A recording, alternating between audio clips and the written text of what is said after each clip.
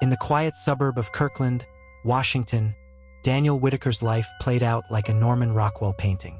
Morning sunlight spilled through lace curtains as he flipped pancakes in a spotless kitchen, the scent of maple syrup drifting through the house. His wife, Melissa, still in her robe, scrolled through her phone while their son, Max, bounced a soccer ball gently against the dining room wall. It was Saturday, and Saturdays were for soccer. Daniel wore the role of soccer dad like a second skin. He was there at every practice with orange slices, at every game with a folding chair and a voice hoarse from cheering. The kids adored him. The parents trusted him. He was the man who always offered to stay late, who helped the league commissioner move equipment, who chaperoned school trips and never once complained. But under the surface of it all, under the khakis, the Patagonia fleece, and the calm, even smile, something festered. At 3 a.m. that same Saturday, Daniel had stood barefoot in his garage. The concrete was cold against his soles. A single overhead bulb hummed above him, casting sharp shadows on the walls. In the corner, behind a tall stack of gardening soil and unopened boxes of Christmas decorations, sat an unmarked duffel bag. It was black, canvas, and zip-tight. He'd placed it there hours earlier, methodically wiping its handles and seams clean. He reached out and touched it lightly, as if it were something sacred. His hand lingered. Then, without a word, he pulled a blanket over it and walked back inside. By morning, he was Daniel again, the father, the husband, the coach. "Max, finish your juice," he called, voice light. "Kickoffs in an hour." Melissa smiled over the rim of her coffee mug. "You really love these games, huh?" He chuckled.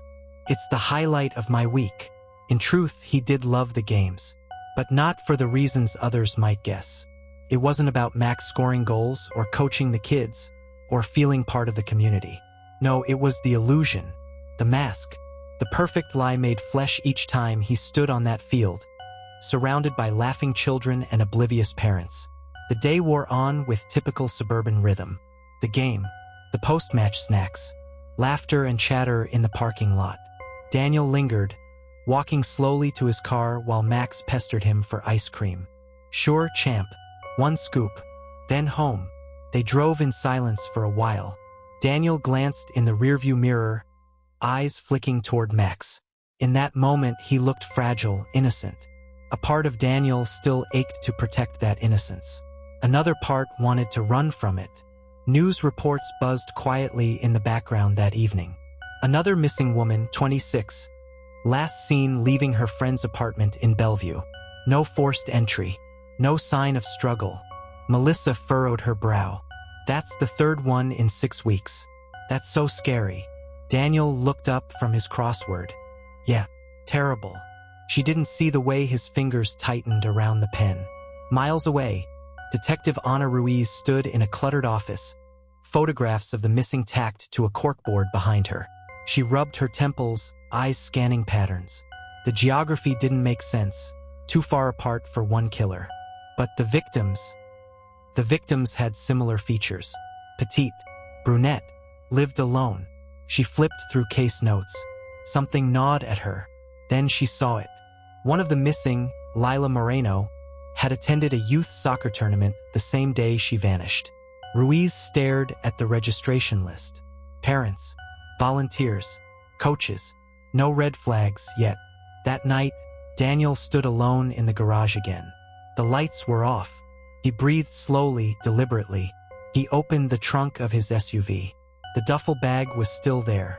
He unzipped it partway. Inside, a scarf. A phone. Something darker, wrapped in plastic.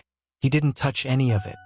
He just stood there, bathed in shadow, the hum of the refrigerator the only sound in the stillness. And in the house behind him, Max slept in dinosaur pajamas, a drawing of his dad on the nightstand. Melissa brushed her teeth and folded laundry. And Daniel waited with the patience of a predator.